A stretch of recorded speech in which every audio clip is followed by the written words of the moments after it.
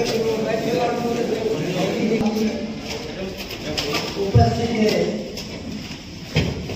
Media के सभी सज्जनगण और पीछे बैठे हुए समस्त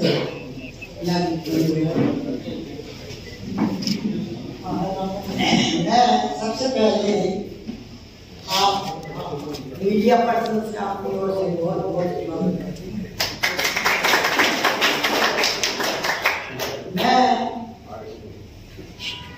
कुछ आपको कहूँ उससे पहले ये निवेदन करना चाहूँगी कि जिस झुंझुनू विधानसभा निर्वाचन क्षेत्र में 9 बार मुझे जिता करके और मेरा अपना एक साधारण किसान की लड़की का एक रिकॉर्ड बनाया, मैं उस जनता के प्रति बहुत आभारी हूँ और वो एहसान तो मैं नहीं चुका सकता।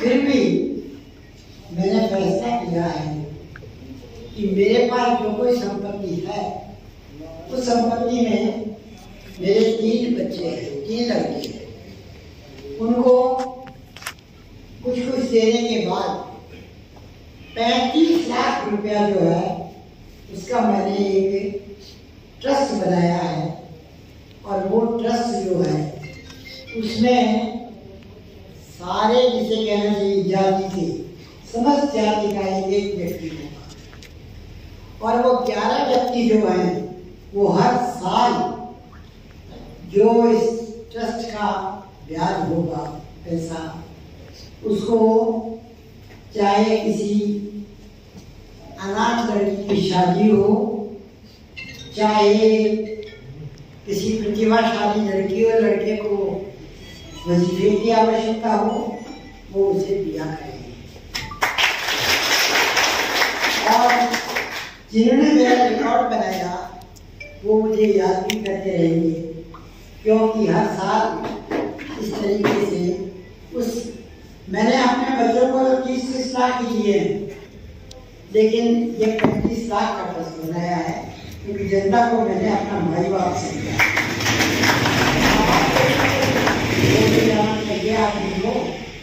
इसलिए मैं एक तो ये निवेदन करना चाहती हूँ, दूसरा आज मैं ये भी निवेदन करना चाहूँगी कि दीनदयाल जी उपाध्याय ने कहा है कि यदि हाईकमान कोई गलती करे तो कार्यकर्ताओं को उसमें सुधार करना चाहिए, ये उन्होंने कहा है।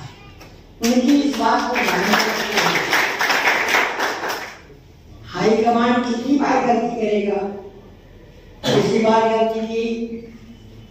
बार जो गलती की उसको हमने भूला, लेकिन मैं इस बात की तारीफ करना चाहूँगा, चाहे शादी ब्याह हो उसमें जाकर के उन्होंने अपनी हार जीत दर्ज करवाई।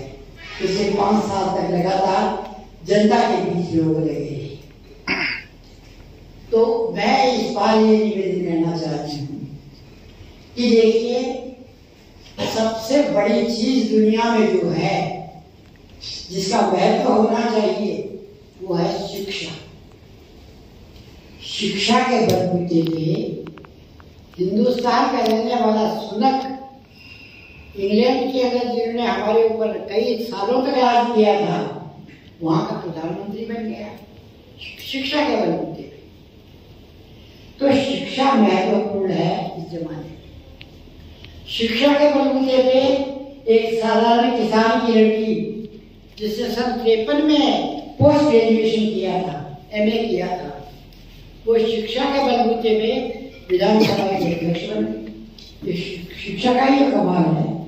इस जमाने में जब सारे बच्चे हमारे विदेशों में जाकर पढ़ के आए, बताया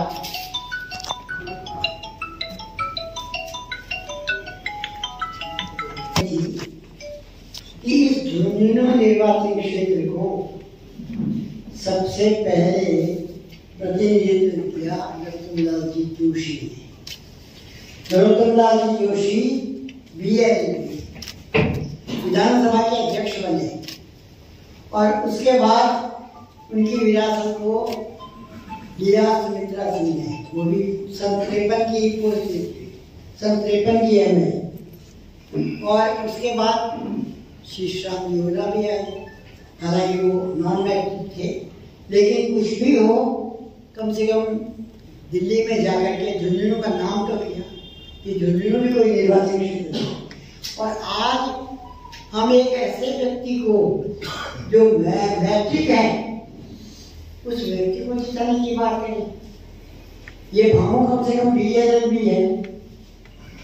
और इसलिए जो हाईकमान ने गलती की है उस गलती को कार्यकर्ता सुधारे और इसलिए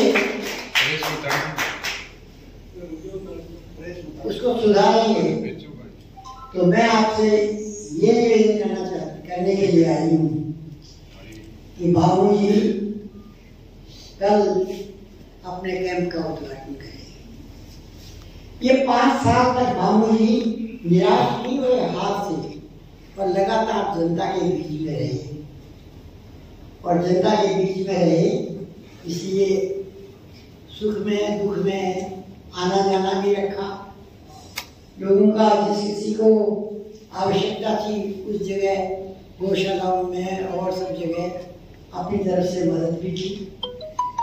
तो इसलिए मैंने भी अपना फैसला किया कि हमको हाईकमान की की हुई गलती को सुधारना चाहिए और इसलिए मैं भामू जी के समर्थन में आज यहाँ पर आई और कल उनकी कैंप का उद्घाटन होगा। कल चुनाव की प्रक्रिया को शुरू करने के लिए ये अपने कैंप का उद्घाटन करेंगे। उस समय में मैं चाहूँगी कि आप लोग आ सकें, उतने अधिक से अधिक मीडिया कर्मी यहाँ पहुँचे तो उनका स्वागत है। मैं इस मौके पे ये भी कहना चाहूँगी कि आज झुंझुनू जिले का अपना एक गौरव है।